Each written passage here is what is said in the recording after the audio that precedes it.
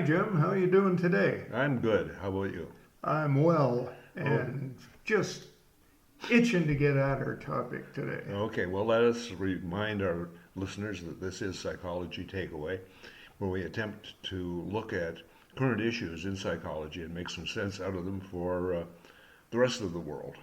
And Well, one of the things maybe is for ourselves too. for Sometimes when we talk these things through, we end up making more sense than we knew, yeah, possibly so. or less. Now, the topic last week was artificial intelligence. And so, how does that relate to psychology? Well, it's cognition, but it's artificial. But there's something else that goes along with it, Ralph, and that is a fear, which is an emotion that we humans have, that maybe this unfolding technology is not all that great. That is certainly true, Jim. And, we have, in as much as one of the gurus of futurism these days is Elon Musk. Uh, One of the things he said in an interview recently is that AI has, however vanishing small the probability is, the prospect of destroying civilization. Ah, yes, that was in an interview with Tucker Carlson, right? It was, Yeah. yeah. We'll see if we No, can find that and put it underneath learn here or learn more. one of the things, Jim, that I think is certainly true is that um, there has always been, ever since science fiction first developed in its written form, and you can go back to Cyrano de Bergerac, the author of that story, basically wrote a science fiction story. Huh. So that's 1300s, 1400s. Okay. Uh, so it's been a literary genre for a long time. And the thing that has been one of our fears is the fear of some sort of robot taking over control of our world. Yep. I think that's Now, true. Or a machine taking over. I um, remember there's that I think it's Charlie Chaplin movie. the Wasn't it called the Megapolis? Megalopolis, Something and like that. he is on the clock. He's Yeah. hanging from the hand, and the clock is running Right. everything. And And he's kind of going, and people are going through it like a conveyor belt and yeah, like a rolling mill at the steel plant. Yeah. So it's sort of a spooky image of what a future might look like. But people have had this kind of spooky image before. We thought maybe when we went from the horse and buggy to an automobile, that all sorts of bad things would happen. yeah. And one of the things that was interesting, Jim, is when the first trains came into use.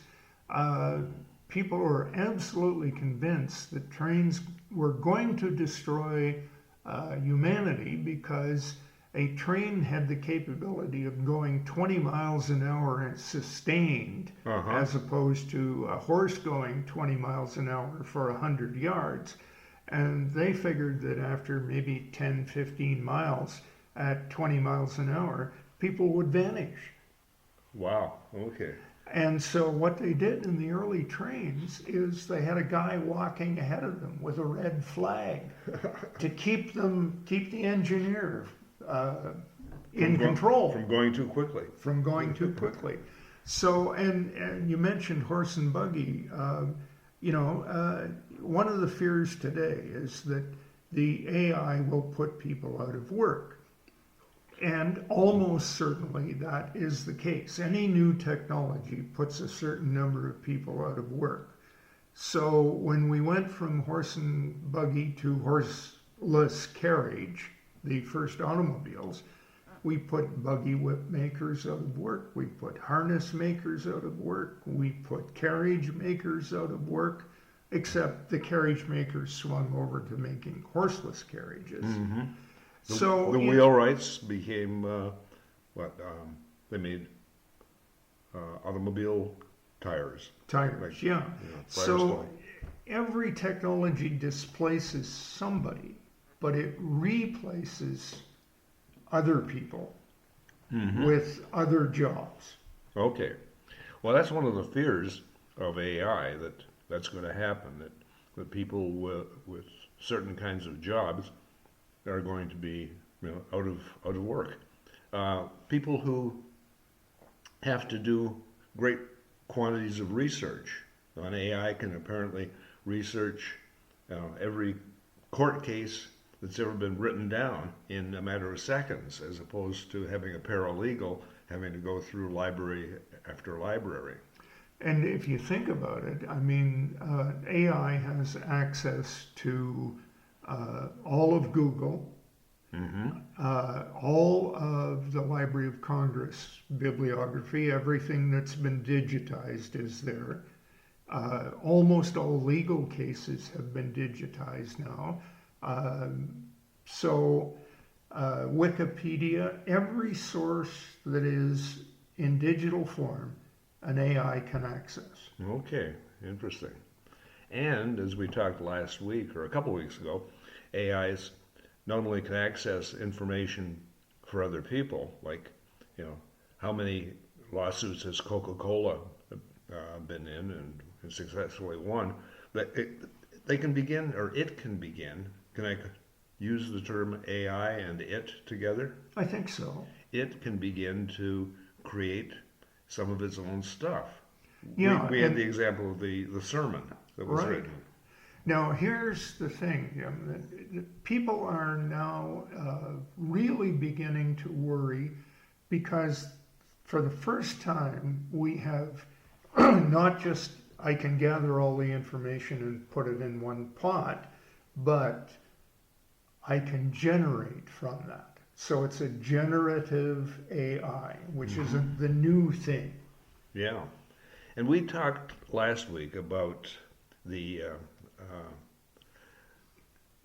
interview with The the students and the yeah. teachers, and one of the teachers was talking about how he now felt like he had to become a sleuth, and everything that came into him ostensibly written by a student, he had to say, was this written by my student?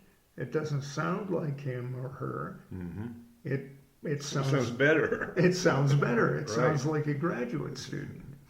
And one of the things that we know about beginning writers and university writers are, with all due respect to high school, they're beginning a new kind of writing task.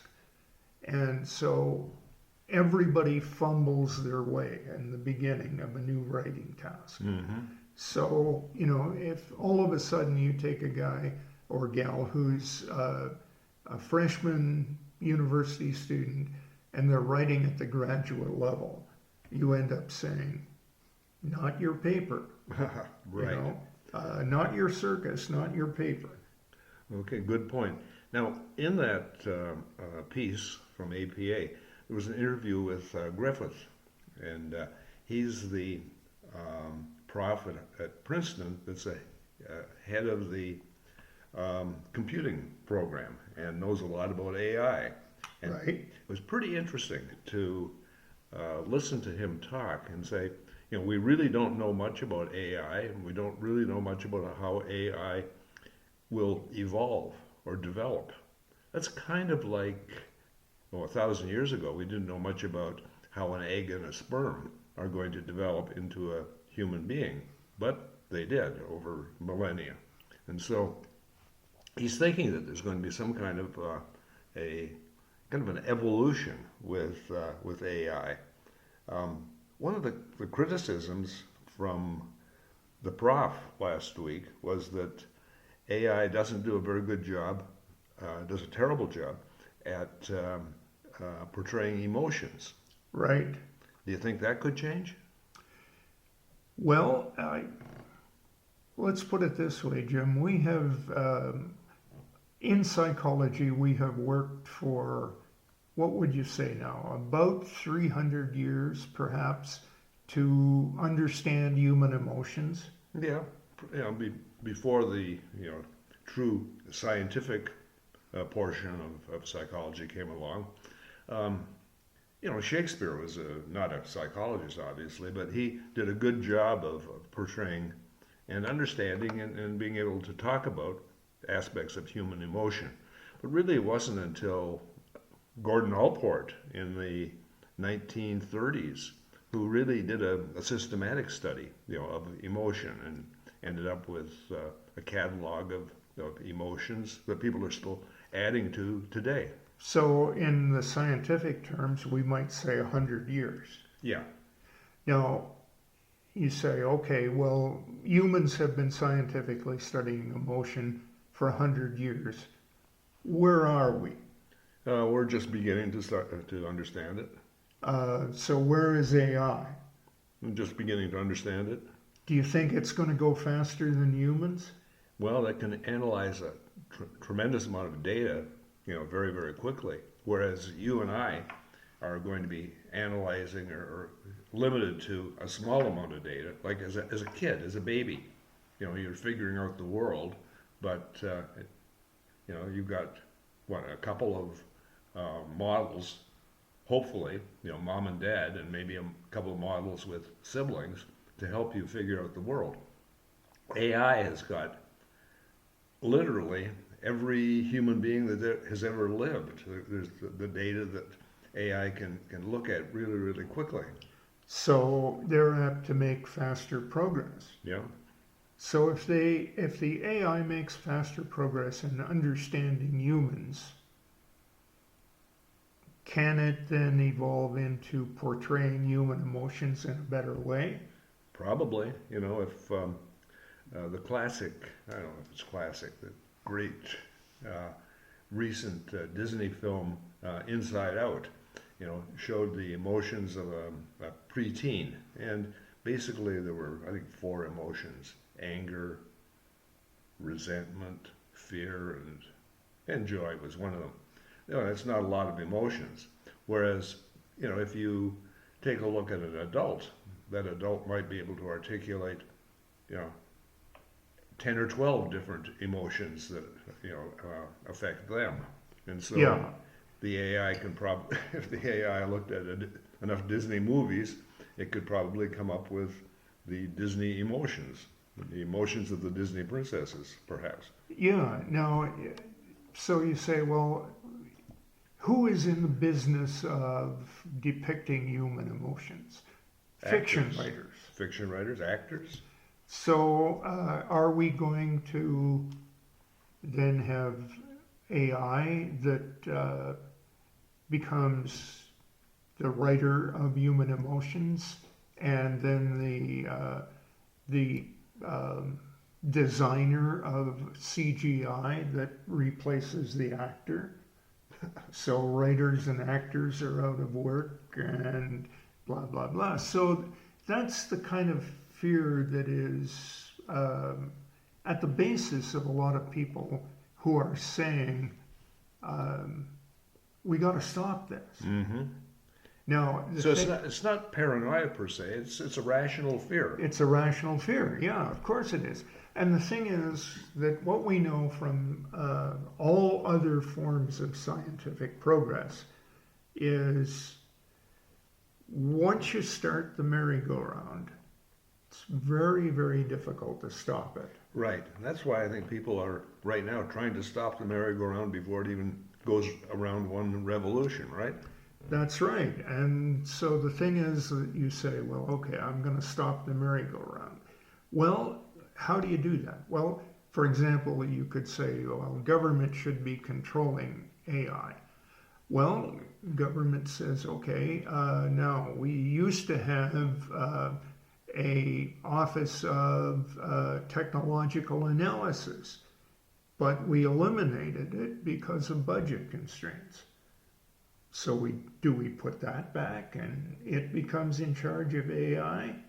Right now, the people who are the AI designers and manufacturers are lobbying Congress to say, put us in charge. You guys don't know diddly about technology. We know how to do this stuff. Put us in charge. You know, Ralph, that would be like putting a wolf in charge of security at a convention. It would, yeah.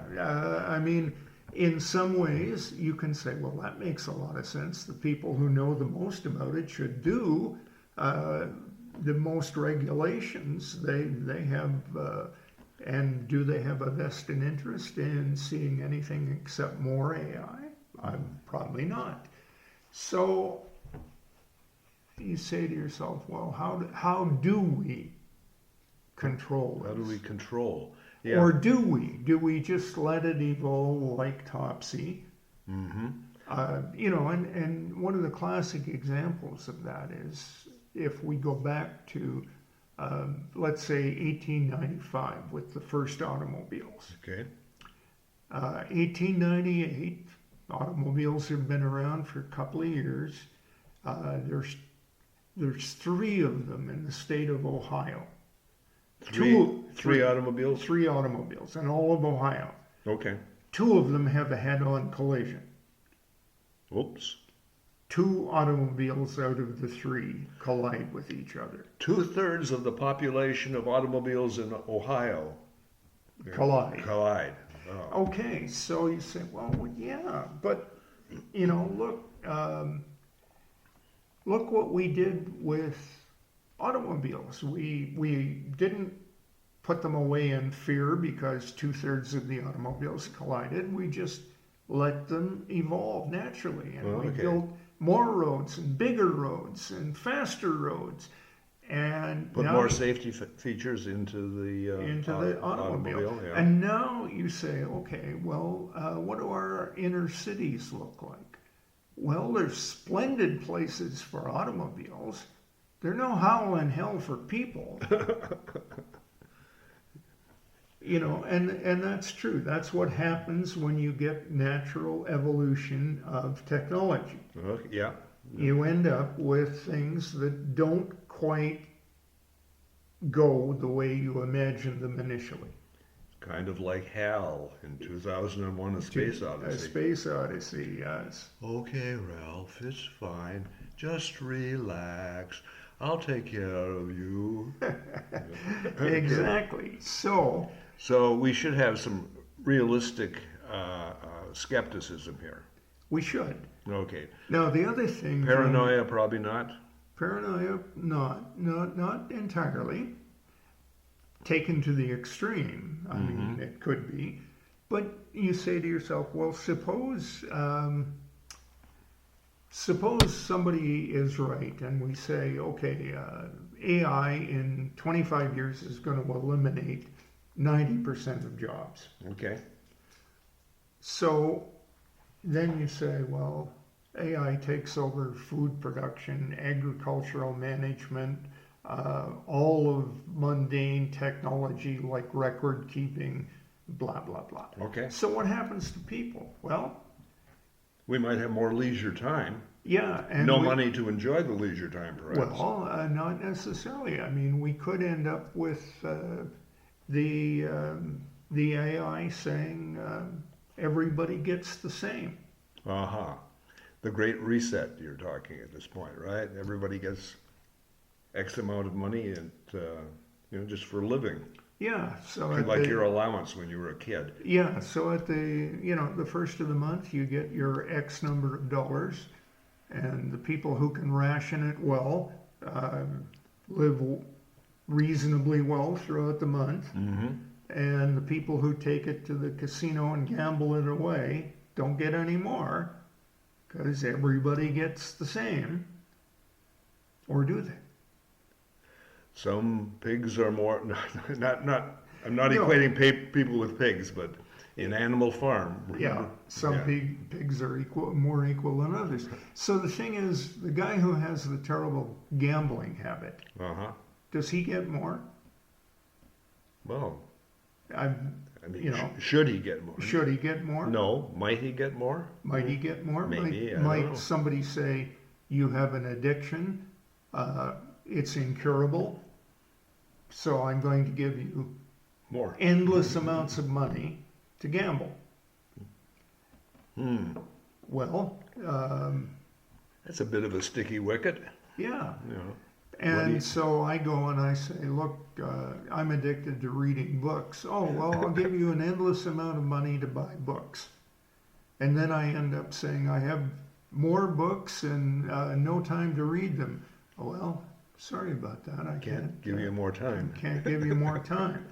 So, the thing is that you look at this and it raises a whole multitude of questions. And unfortunately, I don't know that anybody has good answers for us right now. Yeah. Well, that's what Griffith had to say. That hey, I'm not sure how this thing is going to shake out. We'll know about it at some point in time in the future. Now, you and I are old, Ralph. We might not know the answer to this. No, but we might say, well, we have grandchildren who are going to live out the answer. And my hope for my grandchildren has always been that The answer's good, yeah. the answer's good. And what do you do if you say, well, the answer might not be good? Mm-hmm. So, something as we were looking for information about this, I ran across something that I did not know of. That the United States Senate has a committee on artificial intelligence. Did you know that? I did know that after you mentioned it, because then I looked it up and I discovered that It's run by the senator from New Mexico, and he too is skeptical about the use of or uses of AI. We've talked about positive things with AI. An artificial intelligence program can analyze millions of different kinds of data and make suggestions to the medical folks. They can look at all sorts of cancers and determine whether or not that bump on your head is cancerous or not. Something good, but he too, like a number of people, the Luddites, are thinking, this might be a technology that we should not let out of the bottle. the problem is the technology is already out of the bottle, and the only thing that we can try and do now, I think, that makes any sense is to leave people, and here's the people, quote unquote. I don't know who these people might be. Leave people in control so that the AI analyzes the data, makes a recommendation, and says, you should do this for the best results. And then people end up saying, is this what we want to do? Yeah, that's a rational approach to it. Hopefully, rational minds will prevail. Do you think that we're going to get put out of a job, Ralph, with doing podcasts? Well, if an AI can write, maybe if it gets a speech synthesizer that doesn't sound like a robot, maybe it develops the ability to, and of course multitasking is the forte of computers, so it might develop the ability to do 150 podcasts an hour. Oh, lordy lord. Who needs 150 podcasts? I don't know, Ralph. It is interesting to think about, but this is the best voice I can come up with right now.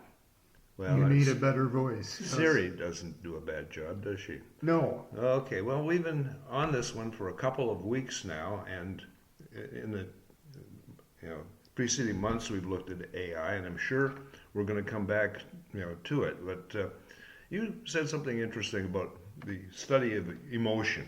So let's take a look at the development of emotions and emotions going well and emotions going awry in a Okay. series ahead of us now. Yeah, because one of the things that we have all experienced is people, and I'm going to maybe give away some of my thoughts on this, but people who are well educated seem, by and large, to control their emotions. People who don't have much education often seem to have emotional difficulties, uh, behavioral difficulties, should I say, that come from their emotions. Okay. So let's explore that idea of emotions and what do we do about them. Okay. So until the next time, this is Jim And Ralph, saying keep your stick on the ice because we're all in this together.